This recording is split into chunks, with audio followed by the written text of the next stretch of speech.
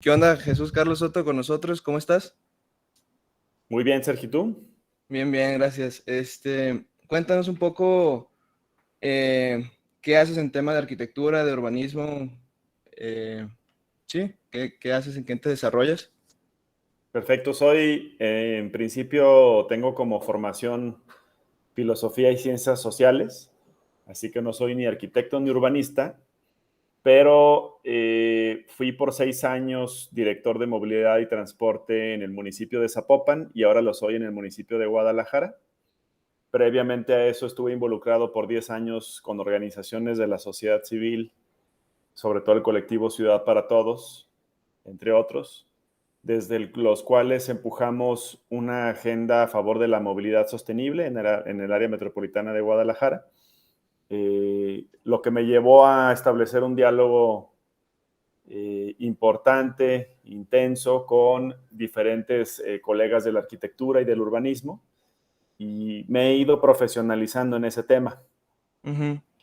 Entonces, ahora como director de movilidad en Zapopan, ahora en Guadalajara, me ha tocado sobre todo impulsar proyectos y programas de infraestructura o de regulación y cambio cultural que permitan construir una ciudad, transformar la ciudad que tenemos hacia una muchísimo más incluyente.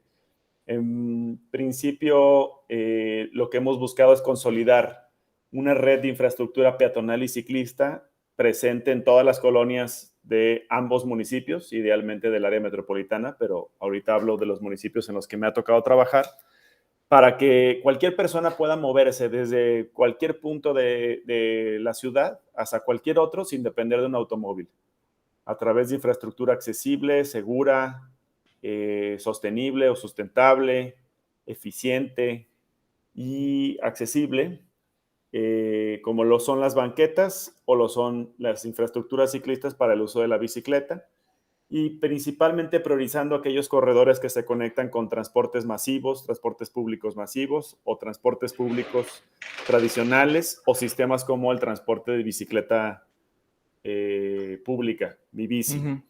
Entonces, hemos ido orientando las apuestas de los municipios para ir consolidando esa red de infraestructura en ambos municipios y para llegar a algún punto en el que sea posible cumplir este sueño, para que cualquier ciudadano pueda moverse de esta manera en ambos municipios en la ciudad, ¿no? Que al final, bueno, para los ciudadanos no existen los límites municipales, es una misma ciudad, nada más burocráticamente, pues sí los entendemos con sus divisiones, sus fronteras y sus diferentes, luego de repente, atribuciones, ¿no? Sí, Me ha tocado dirigir equipos grandes de 120 personas, ahora 180 personas, donde una buena parte está integrada en las áreas técnicas de profesionistas de la arquitectura y del urbanismo, geógrafos también, ingenieros de transporte y tránsito, entre otras muchas profesiones, ¿no?, que integran los equipos de movilidad y transporte. Llevamos un trabajo también fuerte y coordinado con áreas de obras públicas, otras áreas de regulación del espacio público o de proyectos del espacio público, con áreas de ordenamiento del territorio que tienen más que ver con la planeación de la ciudad, de su desarrollo urbano. Entonces, pues me toca incidir junto con todos esos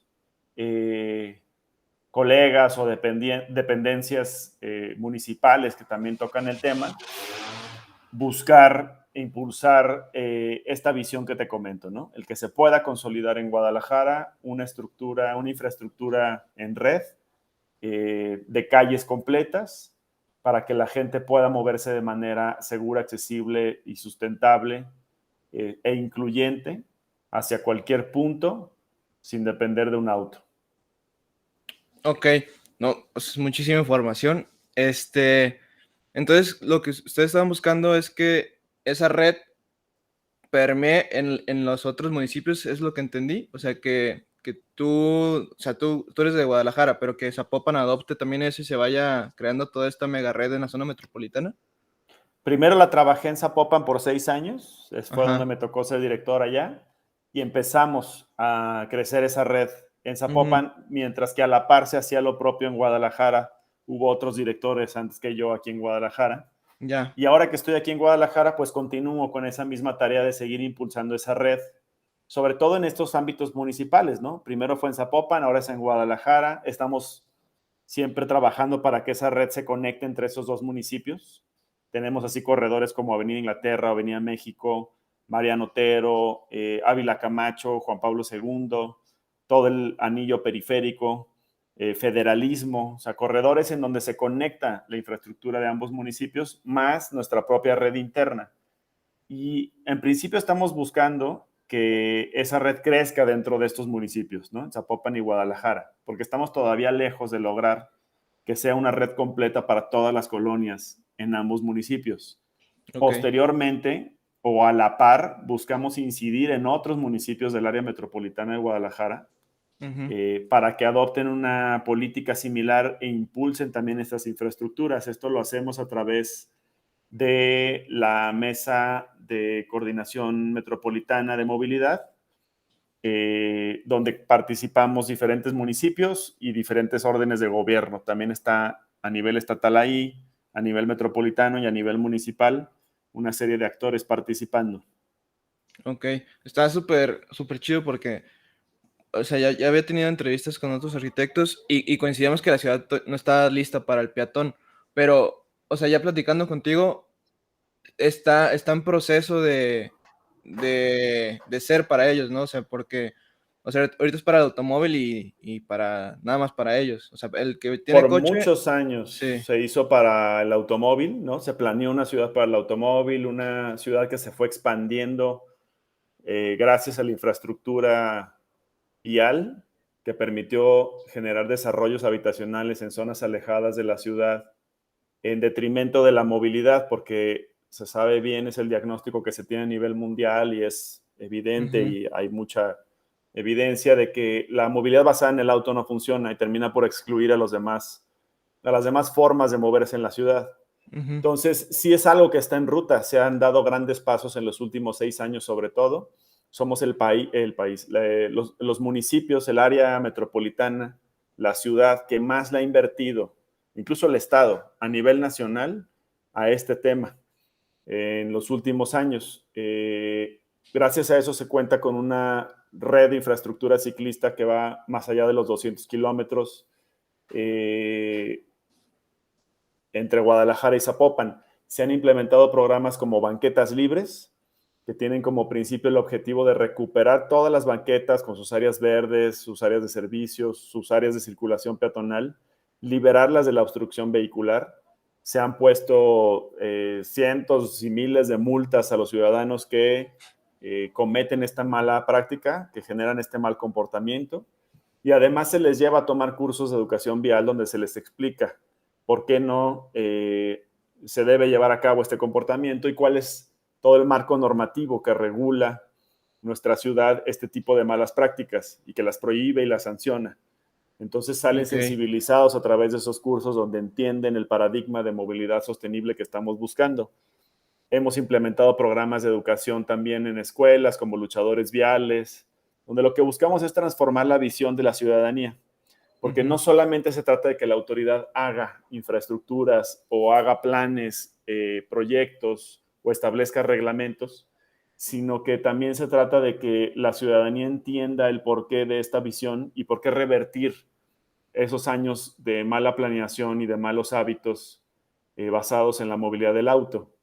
Y en este sentido es que se han estructurado esos programas de educación y de cambio cultural, pero a la par se están haciendo también intervenciones en cruceros peligrosos para hacer los cruceros seguros. Se ha invertido muchísimo en obra pública para hacer calles completas nuevas, que no solamente impliquen cambiar la superficie de rodamiento para los vehículos, sino que se integren banquetas con accesibilidad universal, que se integren también infraestructuras ciclistas, cruceros seguros en estas mismas intervenciones, correcta señalización, recuperación de áreas verdes por la generación de cajetes en estas nuevas banquetas. En Zapopan hicimos cerca de 400 kilómetros de infraestructuras así en estos 6 años.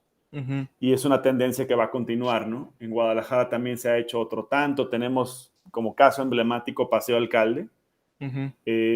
Donde antes en el centro de Guadalajara había una avenida de 8 carriles que atravesaba todo su centro.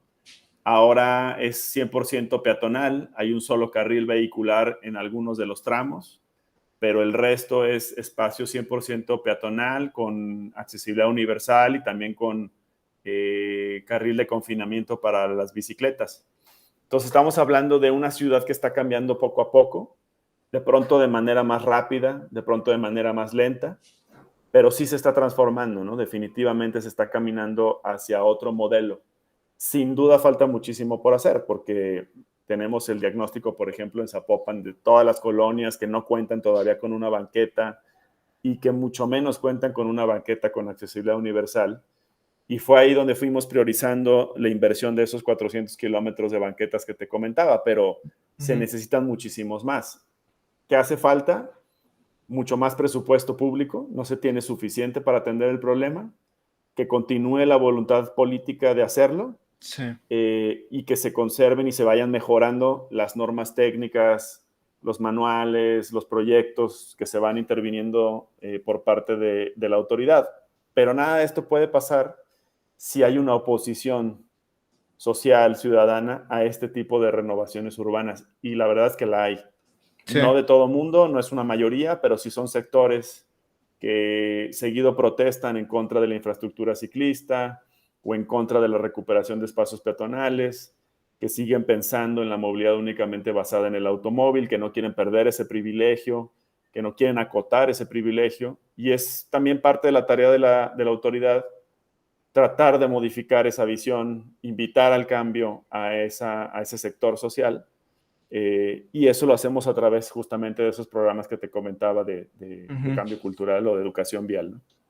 Sí, te iba a comentar de, o sea, eso precisamente, que está chido hacer, o sea, propuestas, diseños y todo eso, pero si la sociedad no está preparada para aceptar ese cambio, nunca vamos a avanzar. Entonces está chido que aparte de crear esos proyectos, ustedes están creando conciencia, porque al fin y al cabo nosotros estamos un poco más cerca a ese ámbito de urbanismo y todo eso, somos un poco más sensibles a eso, pero las personas que no están en ese ámbito sí rechazan, o sea, hay mucho rechazo de, no, es que hay mucho tráfico, hagan más carriles, güey, no, tal vez es mejor hacer un BRT o algo así. Entonces está muy chido que ustedes estén haciendo también ese, pues sí, ese crear conciencia, cambiar nuestro pensamiento y quitar ese, bueno, esa visión tan arraigada que tenemos del coche es aspiracional, es un sinónimo de éxito. No, pues tal vez no, o sea, mejor ese dinero úsalo en comprarte una casa o cualquier otra cosa, o sea, no sé.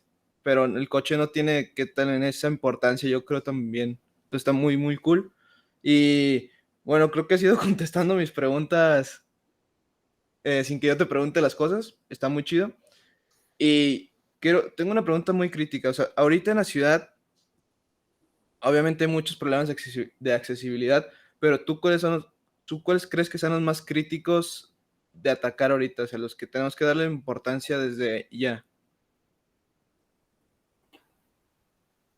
A problemas de accesibilidad, bueno, yo creo que uno muy serio es el déficit de banquetas con criterios de accesibilidad en general en la ciudad, ¿no? Ujú. Es decir, todavía hay un rezago importante en esta infraestructura, aunque se han hecho muchos esfuerzos, falta muchísima obra por renovar todas esas banquetas que ahorita están o inexistentes, porque hay colonias que no cuentan con ellas, o están deterioradas o dañadas y no han sido reparadas, pero la gran mayoría no fueron construidas con criterios de accesibilidad universal. Entonces, hace falta generar una inversión mucho más fuerte de obra para recuperarlas. Ahora, es vital que se haga con un sentido de planeación.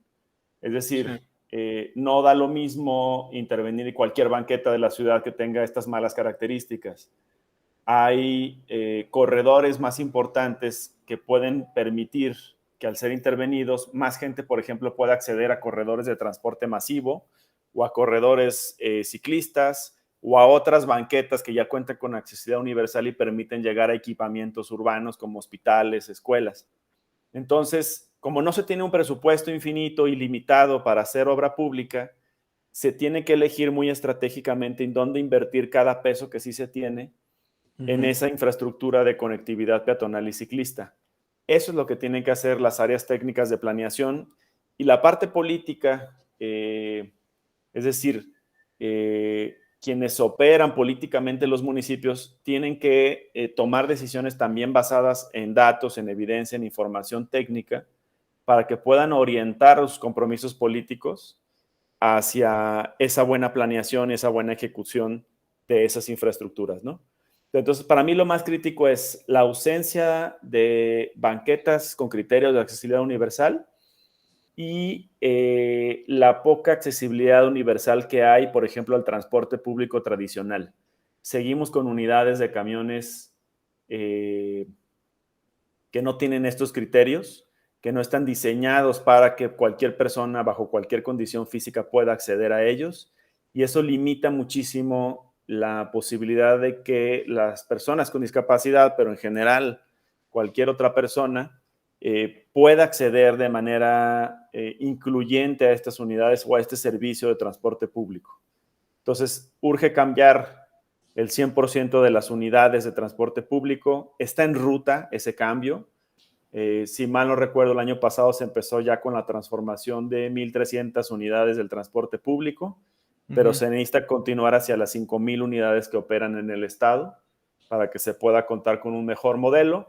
También estamos dando pasos como municipios en la intervención de las paradas de camión para que también tengan todos los elementos necesarios de accesibilidad universal, que van desde las plataformas de acceso a las unidades de transporte público, las huellas podotáctiles, los dispositivos de reposo para personas de la tercera edad, dispositivos auditivos para personas con sordera que te permitan escuchar la ruta que está llegando, etcétera. Es decir, una serie de elementos que están aterrizados en una norma técnica de accesibilidad universal para paradas de transporte público a nivel metropolitano, pero que todavía no se lleva 100% a la ejecución por falta de recursos públicos, municipales y estatales. O sea, ahorita todo lo que está frenando el cambio, aparte de la gente, es el dinero. O sea, sin dinero, pues no se pueden hacer las cosas. Es correcto, y ahí una cuestión crítica es que la federación no está apoyando casi nada con recurso público. Hubo recortes presupuestales que servían para generar proyectos metropolitanos, urbanos, municipales, para estos casos, de los que ahora ya no se dispone, ¿no? Entonces, los municipios dependen 100% del presupuesto que están generando por sí mismos, en su propia recaudación, o de lo que les llega también de apoyo estatal. Pero vía federación no hay suficiente apoyo. Sin embargo, hay fuertes subsidios para la movilidad del auto, para las infraestructuras carreteras, Sí. y eso es un contrasentido. Es decir, le estamos dando más dinero al automóvil en lugar de dárselo a las políticas y programas que realmente se requieren para generar entornos urbanos más sustentables. Claro, o sea, la ciudad quiere avanzar y la federación la estanca, por así decirlo, ¿no? Así es. Bueno, tú aquí en la ciudad metropolitana, en la zona metropolitana, ¿tú conoces un lugar que tú digas, este lugar es súper accesible, este lugar es completamente accesible, o no hay? Para mí, Paseo Alcalde es un gran modelo, ¿no? Ujú. Seguramente tiene algunos detalles. Por ejemplo, hay algunos elementos de concreto que quedaron ahí como sobrantes de obra que estorban en algunos puntos específicos. El paso peatonal no lo impiden 100%, pero sí lo obstaculizan, ¿no? Entonces, que pueden ser peligrosos, por ejemplo, para alguien con discapacidad visual. Entonces, se deben eliminar esos elementos, pero no son tantos, y en términos generales, ese modelo de calle que se generó ahí, con amplias zonas peatonales, con banquetas con superficies antiderrapantes, sin necesidad de rampas porque todo está a un mismo nivel, con huellas podotáctiles en las esquinas, cumple en gran medida con los criterios que se buscan de accesibilidad universal. No 100%, yo diría que se queda un 85%, pero es de los mejores modelos que tenemos. También toda la intervención que se hizo en el entorno de la Glorieta Chapalita y el corredor gastronómico que va de la Glorieta Chapalita hacia López Cotilla, por Sí. lo menos en términos de infraestructura peatonal en banqueta, y paradas de transporte público, quedó muchísimo mejor de lo que se tiene en otras áreas urbanas, ¿no? Son modelos que justamente sirven para inspirar lo que se puede lograr como metrópoli. También diría que todo el corredor de la línea 3 en su gran mayoría sufrió una intervención importante en este sentido. Fue un trabajo que hicimos entre el Estado y los municipios, generar entornos accesibles en las estaciones. Por ejemplo, ahí está la estación de Zapopan Centro, que tiene enormes criterios de accesibilidad universal, hay elevadores para acceder a la estación, hay huellas podotáctiles en todo el entorno, se ganó espacio peatonal, todo a nivel sin necesidad de grandes pendientes o de fuertes pendientes, cruces a nivel calle en las intersecciones, semaforizadas, con semáforos peatonales, auditivos, visuales, y se buscó generar algo similar en el resto de estaciones de la línea 3, ¿no? En algunos mejor logrado que en otros, pero en general todo el espacio público que acompaña la línea 3, por lo menos en Guadalajara y Zapopan, integró estos criterios de accesibilidad universal. En Zapopan son más o menos 13 kilómetros de rutas accesibles completas, las que se dejaron consolidadas, y hay una propuesta de hacer 500 kilómetros en esta nueva administración. Eso no quiere decir que sean 500 kilómetros nuevos, sino que se hagan las intervenciones necesarias para conectar muchas piezas que ya están realizadas, pero que no conectan todavía entre sí, ¿no? Ok. Te podría platicar también de la Glorieta de la Normal, es otra que también tiene conectada con Paseo Alcalde criterios de accesibilidad universal ideales. Son los que se me vienen ahorita a la mente. Entonces, el Paseo Alcalde es una constante que muchos mencionan, y creo que sí, o sea, todos estos que mencionan, no conozco el corredor bueno, el de la línea 3 no lo he visto, pero creo que todos estos puntos son buenos ejemplos. O sea, como tú dijiste, no es el 100% accesible, pero de tener 0% a tener un 85%, ya creo que ya es vivible para alguien con alguna discapacidad. Entonces creo que son buenos ejemplos para poder replicar y crear esa red que has mencionado, ¿no? Esa red de puntos que conecten la ciudad. Está súper chido. Y bueno, esta pregunta yo la hago a los arquitectos, pero creo que en tu caso lo voy a preguntar a las personas. O sea, ¿qué crees que le dirías a las personas en cuestión de accesibilidad? ¿Qué crees que necesiten saber para aceptar estos cambios y pues este futuro de la ciudad que para mí creo que es inevitable que tenemos que avanzar hacia allá? Yo le diría a las personas que es un tema de sobrevivencia de la especie humana y de justicia espacial y social. En principio, diseñar ciudades 880, es decir, ciudades que diseñen su infraestructura para niños de 8 años y para personas de 80 años, para que personas de estas edades puedan moverse de manera 100% autónoma en ellas, genera el mejor esquema urbano para que todas las demás personas puedan moverse de manera accesible y segura, y podamos entonces prescindir del uso del automóvil, que es urgente para dejar de contaminar y de generar crisis climática que está poniendo en riesgo el futuro de todos nosotros y principalmente el planeta que le vamos a dejar a las siguientes generaciones.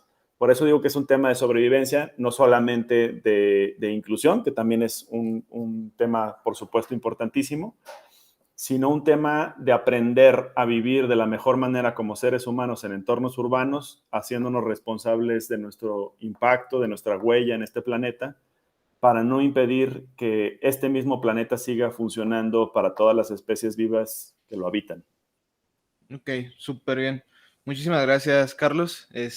¿Algo más que quieras añadir?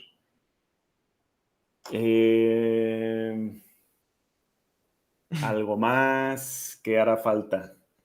No, yo creo que ya diste muchísimo. Conejo